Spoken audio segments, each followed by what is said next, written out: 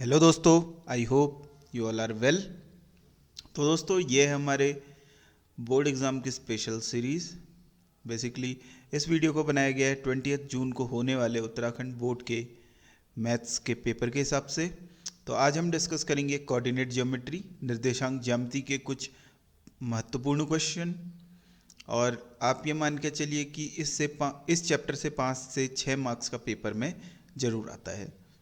और एक बहुत ही इजी चैप्टर है। और सिर्फ 2 या 3 फार्मूले अगर आपको, जो इसके नॉर्मल से फार्मूले हैं, डिस्टेंस फार्मूला, सेक्शन फार्मूला और एरिया ऑफ ट्रायंगल, इसका फार्मूला जो है, अगर इन्हीं 3 फार्मूले से क्वेश्चन पेपर में आते हैं तो आज हम देखेंगे टॉप 5 क्वेश्चन इस चैप्टर के जो पेपर में आने की संभावना है। तो आई होप दोस्तों आपको हमारे द्वारा बनाए गए वीडियोस पसंद आ रहे होंगे। तो अगर आपने अभी तक चैनल को सब्सक्राइब नहीं किया है तो चैनल को सब्सक्राइब कर दीजिए और बेल आइकन को प्रेस कर दीजिए ताकि हमारे द्वारा डाले गए वीडियोस की नोटिफिकेशन आपको टाइम टाइम पे मिल सके। और दोस्तों, इस वीडियो को अपने दोस्तों और अपने जो भी क्लास 10th का पेपर देंगे 20 जून को, उनको शेयर कीजिए ताकि उनके पेपर में अच्छे मार्क्स आ सकें। तो इस वीडियो को अधिक से अधिक लाइक और शेयर करने की जिम्मेदारी आपकी है दोस्तों। और इसी प्रकार अपना सपोर्ट हमारे को देते रहिए ताकि हम और भी वीडियोस आप तक लाते रहें। तो चलिए दोस्तों, बिना किसी देरी के शुरू करते हैं आज का वीडियो। तो कोऑर्डिनेट ज्योमेट्री में बेसिकली जो फर्स्ट हम कोऑर्डिनेट ज्योमेट्री मतलब निर्देशांक ज्यामिति। अब निर्देशांक ज्यामिति की जब बात होती है तो इसमें किसकी बात होती है? दो लाइनें होती हैं। इसको बोलते हैं हम एक्स अक्ष और इसको बोलते हैं वाई अक्ष। ठीक है दोस्तों, X axis and Y axis. अब जो ये पड़ी हुई लाइन है, एक्स एक्सिस की लाइन है, इस पूरी लाइन के ऊपर जो वाई के निर्देशांक होंगे वो क्या होंगे? वाई के निर्देशांक क्या होंगे? 0। इसका मतलब मैं किसी भी बिंदु पे जाऊं, चाहे इस पॉइंट पे जाऊं, इस पॉइंट पे जाऊं, इस पॉइंट पे जाऊं, तो सब जगह y क्या होगा मेरा? 0। और x की कुछ वैल्यू होगी, चाहे 1, 2, 3, 4। जैसे यहीं पर को मैंने अगर इसको 1 ले लिया तो इसके कोऑर्डिनेट क्या हो जाएंगे? 1,0, 1,0। और सेम y एक्सिस में जो x होता है, इसके निर्देशांक क्या होते हैं? इसके निर्देशांक क्या होते हैं? 0 होते हैं। इसके निर्देशांक क्या होते हैं? 0। जैसे ये पॉइंट है 1, 2, 3। तो अगर मैं इस कोऑर्डिनेट की बात करूं, यहां पर के इस बिंदु की बात करूं कि ये बिंदु जो है, तो इसके कोऑर्डिनेट क्या हो जाएंगे? x होगा 0 और y हो जाएगा 3। तो आप सबसे पहले तो ये पॉइंट याद रखिए। उसके बाद हमारा आता है दूरी सूत्र, जिसे आप बोलते हैं डिस्टेंस फॉर्मूला।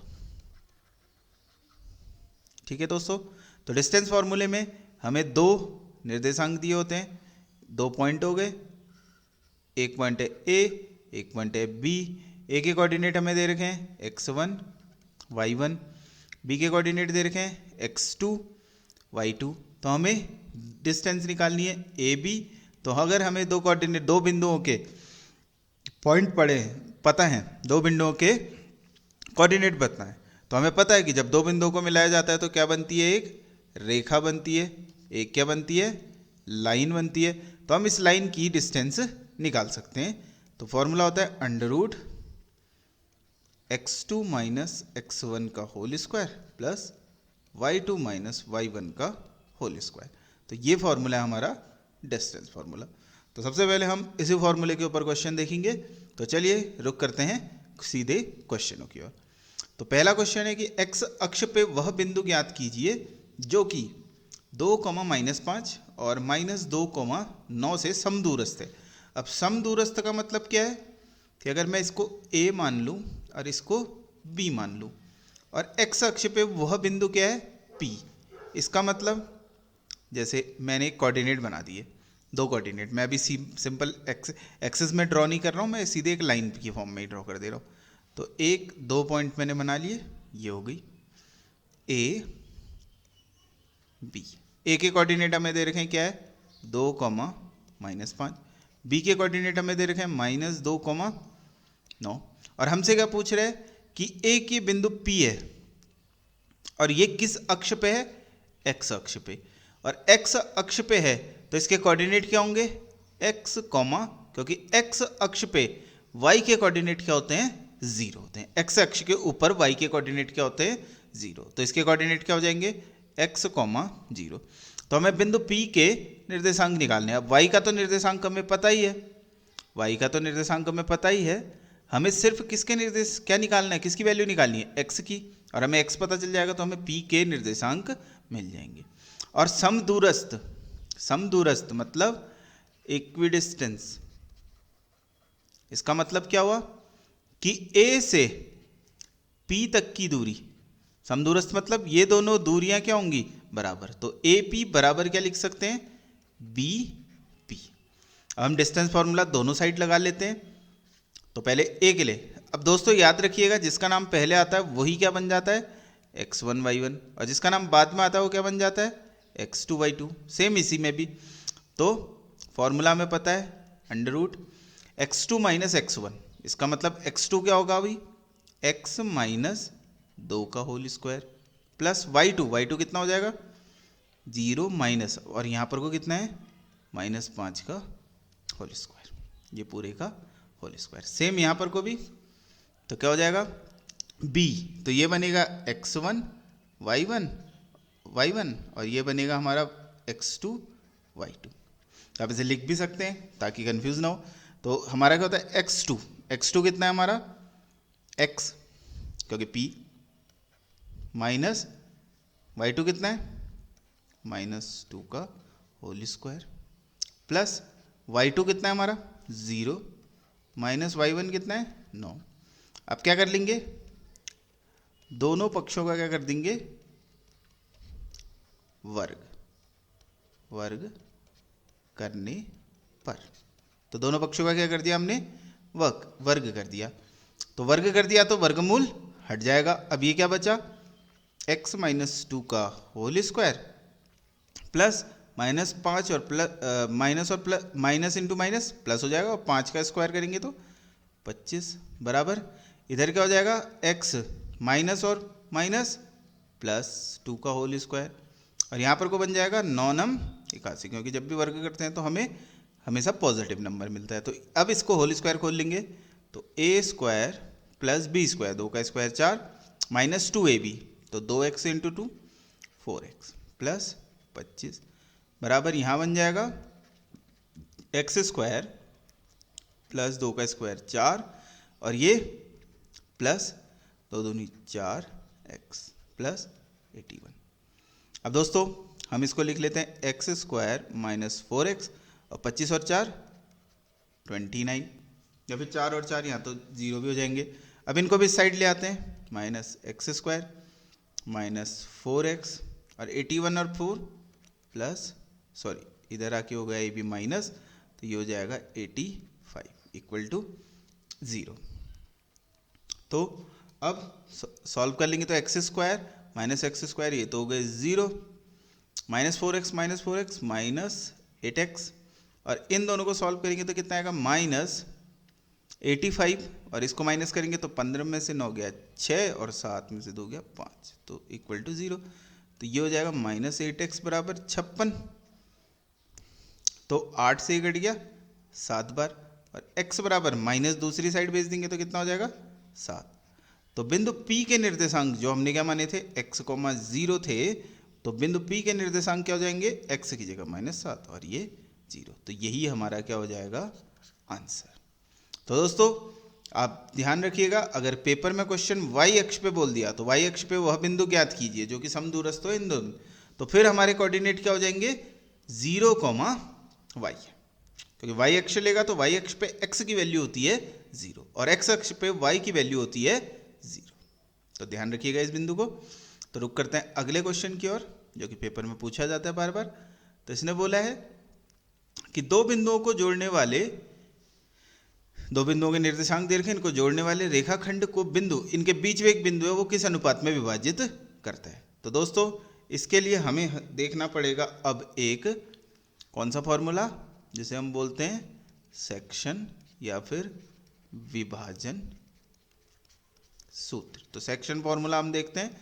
तो सेक्शन फॉर्मूला क्या कहता है कि जैसे दो पॉइंट हमें दे रखे हैं, जैसे दो बिंदु है, ये हो गई एक लाइन ए और बी, इसके निर्देशांक है x1 y1 और इसके निर्देशांक है x2 y2, और बीच में एक बिंदु है जैसे P और इसके निर्देशांक है xy, और ये P जो रेखाखंड AB है उसको किस अनुपात में बांटता है, m1 m2। तो किस अनुपात में बांट रहा है, m1 अनुपात m2। तो हम जो P है उसमें x के निर्देशांक क्या हो जाएंगे, सीधे सीधे m2, 2 है तो इसके साथ 1, m2 x1 plus m1 x2, 1 के साथ 2, 2 के साथ 1 अपॉन m1 प्लस m2। तो ये y आप ऐसे भी लिख सकते हैं m2 plus m1 upon m1 plus m2। अगर आप पेपर में भूल जाते हैं तो 2 के साथ क्या आएगा 1, y है तो y1 और 1 है तो इसके साथ क्या आएगा 2। तो ये दोनों निर्देशांक हो जाएंगे किसके, बिंदु P के निर्देशांक हो जाएंगे ये दोनों। तो ये है हमारा विभाजन सूत्र। अब इसी से हम क्या निकालेंगे, इसके अनुपात, किस अनुपात में ये बांटेगा। अब अनुपात निकालने के लिए सिंपल, हमें दोनों की जरूरत नहीं है। इसका मतलब एक बिंदु हमें दे रखा है, ये क्या हो जाएगा हमारा x1 और ये क्या हो जाएगा हमारा y1, ये हो जाएगा हमारा x2, ये क्या हो जाएगा y2, और ये विभाजित करने वाला बीच का पॉइंट है तो ये इधर वाला पॉइंट है तो ये P है, तो ये क्या हो जाएगा हमारा x, y।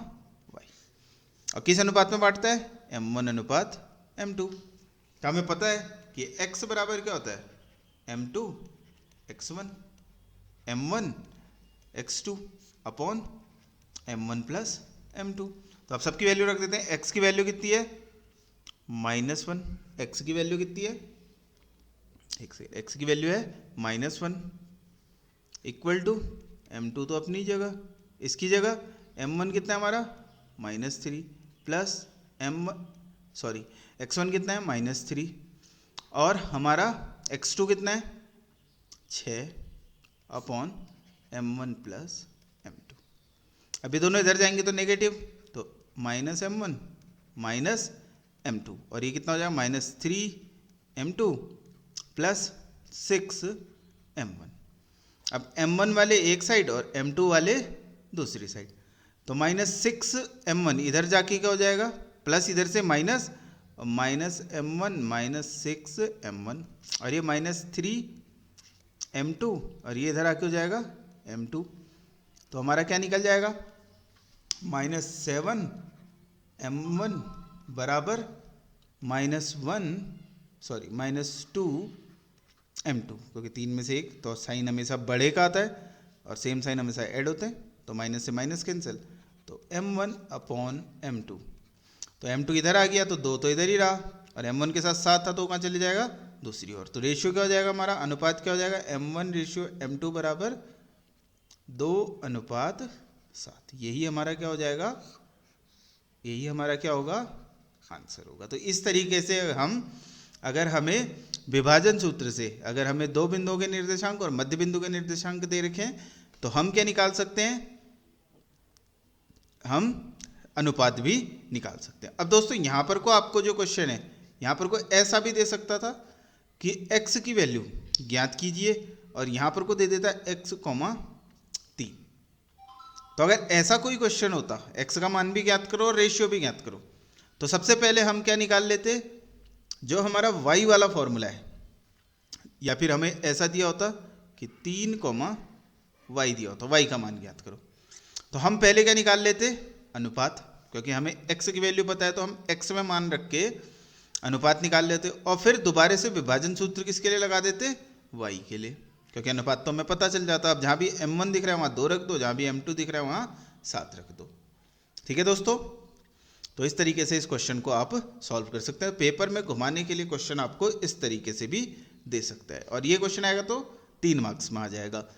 तो आप पहले अनुपात निकालेंगे फिर y का मान निकालेंगे विभाजन सूत्र से ही।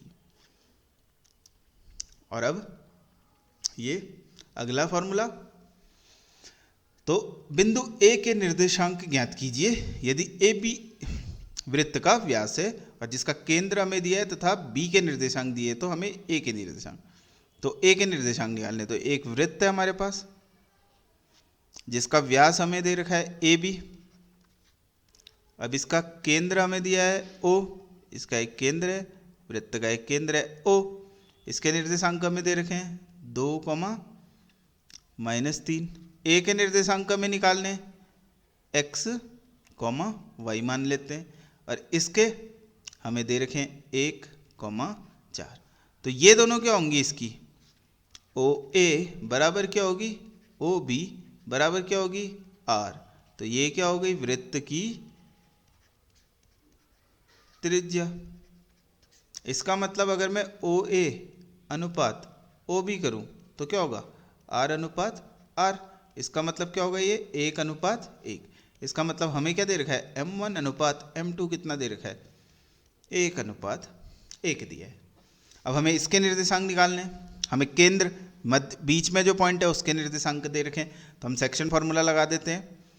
तो x अब ये हो जाएगा हमारा, चलो मैं इसको x1 और y1 ही मानता हूँ जो होते हैं। तो x की वैल्यू कितनी है 2 बराबर m1 कितना है 1 इंटू x2 कितना है 1 प्लस m2 कितना है 1 इंटू x1 कितना है, इसकी जगह x1 अपॉन 1 + 1। तो कितना हो गया 2 2 दूनी 4 बराबर 1 प्लस x1। तो x1 बराबर कितना हो जाएगा 4 - 1। तो x1 बराबर हमारा कितना आ गया 3, ये निकल गया। और y निकालने के लिए अब देखिए अगर ये मध्य बिंदु है तो हम सीधे भी कर सकते हैं, y बराबर इन दोनों को जोड़ दो y1 + y2 अपॉन भी क्या कर सकते हो सीधे। लेकिन ये क्या होना चाहिए, ये क्या होना चाहिए आपका मध्य बिंदु होना चाहिए, मिड पॉइंट होना चाहिए। तो क्या होना चाहिए मिड पॉइंट होना चाहिए, तभी आप इस फॉर्मूले को लगा सकते हैं। तो सीधे सीधे क्योंकि m1 और m2 की जगह तो कितना रखेंगे 1 1, तो m1 + m2 1 + 1 2 और ऊपर y1 + y2 तो सीधे रख दीजिए। तो y की वैल्यू है -3, y1 हमें निकालना है प्लस y2 हमें दिया हुआ है कितना है 4 अपॉन 2। तो ये इधर गया तो कितना हो गया -6 बराबर y1 + 4। तो y बराबर कितना हो जाएगा -6 और ये 4 इधर जाके माइनस, तो y बराबर कितना हो गया -10। तो हमारे जो a के निर्देशांक हो जाएंगे वो क्या हो जाएंगे x1 आया हमारा 3 और y1 आया हमारा कितना है y1 -10। तो यही हमारा क्या हो जाएगा आंसर। तो इस तरीके से इस क्वेश्चन को आप सॉल्व कर सकते हैं। तो दोस्तों ध्यान रखिएगा अगर ये मध्य बिंदु है तो हम सीधे लगा सकते हैं, x बराबर x1 + x2 अपॉन 2, y बराबर y1 + y2 अपॉन 2। अब देखिए अगला बिंदु कि ए बी रेखाखंड है जिसको जोड़ने वाले रेखाखंड ए बी 4 बराबर भागों में विभाजित करा जा रहा है। इसका मतलब एक हमारे पास लाइन है, एक रेखा है। चलिए मैं इसको थोड़ा सा ऊपर ड्रॉ कर लेता हूँ ताकि नीचे हम क्वेश्चन सॉल्व कर सकें। तो हमारे पास एक लाइन दी रखी है, एक लाइन है हमारे पास बड़ी सी ए बी जिसके निर्देशांक दिया हमें -2, 2 और बी के निर्देशांक हमें दे रखे हैं 2, 8। ठीक है दोस्तों, तो अब इसको कितने हिस्सों में बांट दिया 4 बराबर। इसका मतलब ये एक हिस्सा 2 हिस्सा 3 हिस्सा ये। तो मैं इसको नाम दे देता हूँ P, Q और R। ठीक है दोस्तों, तो अगर ये लाइन थी एक पूरी लाइन थी, अगर लाइन कितने मीटर थी 4 मीटर, कितने मीटर लाइन थी 4 मीटर। अब 4 बराबर हिस्सों में तो ये कितने हो गए 1, ये भी 1, ये भी 1, ये भी 1। ठीक है दोस्तों, तो बिंदु सबसे पहले मैं निकाल लेता हूं बिंदु P के लिए m1 अनुपात m2, क्योंकि तभी मैं विभाजन सूत्र लगा सकता हूं। तो A से P तक की दूरी कितनी है 1 और बिंदु P से B तक की दूरी कितनी है 1 + 1 + 1, तो कितना है 3। और इसके लिए अब मैं सेक्शन फॉर्मूला लगा दूंगा तो मेरे को P के निर्देशांक मिल जाएंगे यहाँ पर को। तो P x, y मेरे को निकालना है, तो मैं सीधे सीधे विभाजन सूत्र एक ही लाइन में लगा रहा हूँ। तो कितना हो जाएगा m1 × x2 कितना है 2 प्लस m2 इंटू x1 कितना है -2 अपॉन m1 प्लस m2, ये हो गया। तो कितना हो गया 2 और ये -2 और +3 -6 अपॉन 4। सॉरी एक थोड़ा सा मिस हो गया, y की वैल्यू भी इसी के साथ निकाल लेते हैं। तो हम y को भी इसी के साथ सॉल्व कर लेते हैं। ठीक है दोस्तों, तो y के लिए भी कर लेते हैं m1 इंटू y2 कितना है हमारा 8, क्योंकि ये हमारा x1 y1 और ये हमारा x2 y2, हमें बीच के बिंदुओं के निर्देशांक निकालने, प्लस m2 इंटू y1 हमारा कितना है 2 अपॉन 1 + 3। ठीक है दोस्तों, तो कॉमा 8 + 6 अपॉन 4, तो कितना हो गया, ये हो गया -4/4, कॉमा ये हो गया 8 और 6 14/4। तो P के निर्देशांक क्या आ गए x, y, तो -1, कॉमा 2 से काट गया तो 7/2। ठीक है दोस्तों, तो ये इसके निर्देशांक निकल जाएंगे 8 1 और 3 दूनी 6। तो ठीक है दोस्तों, अब ऐसे ही आप Q के लिए निकाल सकते हैं। तो Q के लिए m1 अनुपात m2 कितना हो जाएगा। अब Q तो क्या होगा, A से Q तक की दूरी 2 और B से भी Q तक की दूरी 2, इसका मतलब 1:1। इसका मतलब Q क्या है हमारा, मध्य बिंदु है। Q क्या है हमारा, मिड पॉइंट है। और मिड पॉइंट के लिए हम सीधे निकाल सकते हैं। तो अगर हमें Q के निर्देशांक निकालने हैं तो Q x, y निकालने, तो मध्य बिंदु के लिए तो हम सीधे कर सकते हैं, दोनों को ऐड कर दो, x1 + x2 upon 2, comma y1 + y2 upon 2। तो कितना आ जाएगा, माइनस, ये तो हो गया 0, कॉमा 8 2 10, 2 को भाग गया तो 5। और ऐसे ही अगर हम r के लिए लेंगे तो r के लिए m1 अनुपात m2 क्या हो जाएगा हमारा, क्या हो जाएगा r। अब देखिए a से r तक की दूरी 1 + 1 + 1 कितनी 3, और r से b तक की दूरी 1। तो इससे हम दोबारा से सेक्शन फॉर्मूले से किसके निर्देशांक निकाल सकते हैं, बिंदु r के भी निर्देशांक हम निकाल सकते हैं। ठीक है दोस्तों, तो आप खुद से ट्राई कीजिए r के निर्देशांक निकाल के। और ये जो क्वेश्चन मैंने करा है इस टाइप का कम से कम एक क्वेश्चन आप अपनी बुक से सॉल्व कीजिएगा और देखिएगा पेपर में इसी से ही आपका क्वेश्चन आएंगे। तो चलिए दोस्तों, आज की सीरीज का ये लास्ट क्वेश्चन, 5वां क्वेश्चन, ये भी देखते हैं। अब ये क्वेश्चन है किसके ऊपर हमारा, त्रिभुज के ऊपर। तो त्रिभुज का क्षेत्रफल किसके ऊपर है, त्रिभुज के क्षेत्रफल के ऊपर है। तो त्रिभुज का क्षेत्रफल, अब ये त्रिभुज है, एक हमें दे रखा है त्रिभुज ABC। A के निर्देशांक है x1 y1, B के निर्देशांक है x2 y2 और C के निर्देशांक है x3 y3।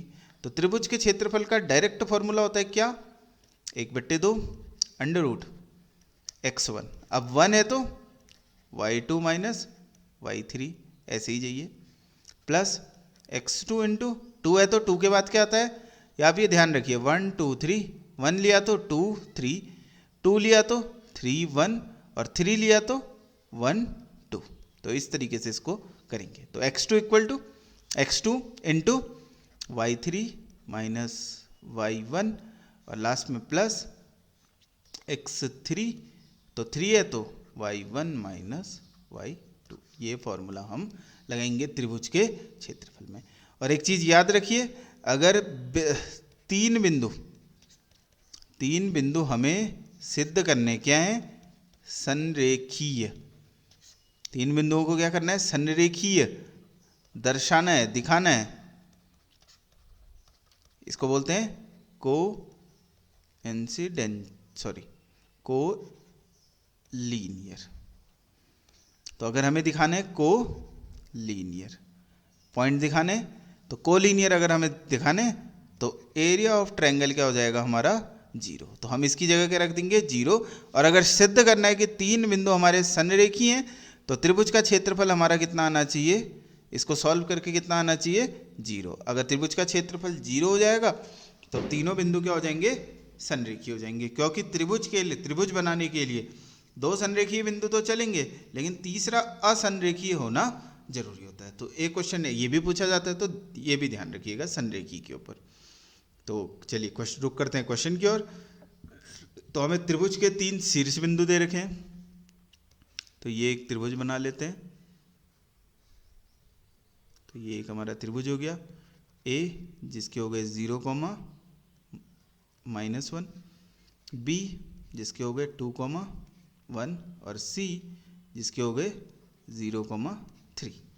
ठीक है दोस्तों, इन तीनों त्रिभुजों के मध्य बिंदुओं से बनने वाले त्रिभुज। अब इसका मध्य बिंदु मतलब ये P, ये इसका मध्य बिंदु BC का, और ये AC का मध्य बिंदु। अब इससे जो त्रिभुज बना, अब हमें क्या बताना है कि जो क्षेत्रफल है, जो बड़े त्रिभुज का क्षेत्रफल है, तो एरिया किसका, बड़े त्रिभुज का, इसका बट्टे क्या निकालना है, एरिया छोटे त्रिभुज का, PQR का। ठीक है दोस्तों, तो इस तरीके से, तो सबसे पहले हम क्या निकाल लेते हैं, एरिया ऑफ ट्रायंगल ABC। तो ABC निकाल लेते हैं, एरिया ऑफ ट्रायंगल। सीधे सीधे मैं फॉर्मूले पे रखूंगा, फॉर्मूला लिखूंगा नहीं, वो आपकी बुक पे दिया हुआ है, तो आप उससे देख सकते हैं। तो दोस्तों, अगर हमें त्रिभुज ABC का क्षेत्रफल निकालना है, तो अब तीनों बिंदु क्या हो जाएंगे, A पॉइंट बन जाएगा x1 y1, B बन जाएगा x2 y2 और C बन जाएगा x3 y3। ठीक है दोस्तों, तो दोबारा से फॉर्मूला लगा देते हैं। क्या होता है, 1/2 अंडर रूट, थोड़ा सा इसको साइड से लिखते हैं जिससे कि सॉल्व करने में आसानी हो, थोड़ा गैप एरिया बन जाएगा। तो चलिए दोस्तों, हम निकाल लेते हैं एरिया किसका, त्रिभुज ABC का। तो क्या हो जाएगा, हमें लास्ट में अनुपात निकालना है दोनों त्रिभुजों का। तो ABC का एरिया हो जाएगा 1/2, सबसे पहले x1 है हमारा 0 into y2 1 minus y3 3 plus x2 हमारा है 2, अब y3 3 माइनस y1 कितना है, -1 प्लस x3 0, x3 भी कितना है 0, और ये y1 माइनस y2। तो देखिए 1/2, अब ये तो हो गया हमारा पूरा 0, ये भी हो गया हमारा 0, तो क्या बचा 2 इंटू 3 माइनस माइनस प्लस, तो 3 इंटू 4, तो कितना आ गया 1/2 इंटू 8, और 2 से ये 8 कट गया कितनी बार, 4 बार, तो कितना आ गया 4। त्रिभुज ABC का क्षेत्रफल कितना आ गया हमारा 4। अब देखिए ये मध्य बिंदु है, PQR क्या है, मध्य बिंदु। इसका मतलब हम इसके निर्देशांक सीधे निकाल सकते हैं, हमें कुछ नहीं करना है, इन दोनों को जोड़ना है। तो 0 + 2 2, 2/2, तो 2/2 कितना हो जाएगा, इसके हो गए 2/2, और ये -1 और +1 0/2, तो इसके निर्देशांक निकल गए हमारे 1,0। वैसे इधर के, तो 0 + 2 2, 2/2 1, 3 + 1 4, 4/2 2। हम सीधे सीधे सेक्शन फॉर्मूला लगा रहे हैं, तो दोनों को ऐड कर रहे हैं, बट्टे 2 कर दे रहे हैं। x वालों को ऐड करा तो 0 + 0 0 और 0/2 0, और 3 + -1 2, 2/2 1। अब इसी से हम क्या निकाल लेंगे, त्रिभुज PQR का भी एरिया। तो कितना हो जाएगा 1/2, दोबारा से भी फॉर्मूला। अब देखिए ये बन जाएगा x1 y1, ये बन जाएगा x2 y2, और ये बन जाएगा हमारा x3 y3। तो कितना हो जाएगा, तो x1 1 इंटू y2 कितना है 2 माइनस y3 कितना है 1 plus x2 1 into y3 1 minus y1 0 और प्लस x3 हमारा 0 इंटू y1 ये भी है 0 माइनस y2 ये है 2। तो कितना हो गया, अब देखिए ये तो 0 है, तो ये तो हो गया 0, इसको तो सॉल्व करने की ज़रूरत नहीं है। तो कितना हुआ 1/2, और इसको सॉल्व किया तो 2 - 1 1 1 इंटू 1 1 प्लस ये भी बन गया 1। तो कितना आ गया 1/2 इंटू 2। तो ये इससे कट गया एक बार, तो कितना आ गया 1। ठीक है दोस्तों, तो हम इसको क्या लिख सकते हैं, 1 यूनिट स्क्वायर इसका एरिया और 1 यूनिट स्क्वायर इसका एरिया। तो दोनों के एरिया आ गए। तो अब हमें क्षेत्र अनुपात पूछा था, क्योंकि दोनों त्रिभुजों का अनुपात ज्ञात कीजिए। तो ABC का अनुपात किससे पूछा था, त्रिभुज PQ, तो एरिया ऑफ ट्रायंगल PQR। तो हमारा अनुपात क्या हो जाएगा, तो ABC का क्षेत्रफल आया था, दोनों के क्षेत्रफलों का अनुपात पूछा था, तो 4 और इसका आया 1। तो हमारा आंसर क्या हो जाएगा 4:1। तो दोस्तों इस तरीके से आप इन क्वेश्चंस को सॉल्व कर सकते हैं। तो आप जो भी मैंने 5 टॉप 5 क्वेश्चन मैंने लिए थे कोऑर्डिनेट ज्योमेट्री से, तो आप इस निर्देशांक ज्यामिति के इन 5 क्वेश्चनों की प्रैक्टिस कीजिए और इसके साथ साथ कम से कम कोशिश कीजिए कि एक एक या दो क्वेश्चन और सॉल्व करें इसी टाइप में। और आप देखेंगे कि आपके पेपर में जो कोऑर्डिनेट ज्योमेट्री से 5 से 6 मार्क्स का आता है, जो 5 से 6 मार्क्स के क्वेश्चन आते हैं, आपके वो क्वेश्चन गलत नहीं होंगे। तो दोस्तों इसी प्रकार प्रैक्टिस करते रहिए। और दोस्तों अगर आपने अभी तक हमारे चैनल को सब्सक्राइब नहीं किया तो चैनल को सब्सक्राइब कीजिए और इस वीडियो को अपने और अपने दोस्तों में, अपने जितने भी आपके दोस्त हैं जो क्लास 10th उत्तराखंड बोर्ड का 20 जून को पेपर देने वाले हैं, उनको ये वीडियो अधिक से अधिक शेयर कीजिए। और दोस्तों इस वीडियो को लाइक भी कीजिए। और अगर आप कोई भी सुझाव चाहते हैं, सुझाव देना चाहते हैं, तो कमेंट सेक्शन में अपने सुझाव भी दे सकते हैं। और साथ के साथ आपको अगर किसी भी चैप्टर में कोई भी प्रॉब्लम चल रही है तो उससे रिलेटेड वो क्वेश्चन भी हमें कमेंट सेक्शन में पोस्ट कर सकते हैं। तो दोस्तों इसी प्रकार आप तैयारी करते रहिए और इसी आशा के साथ आपका दिन शुभ हो। जय हिंद, वंदे मातरम।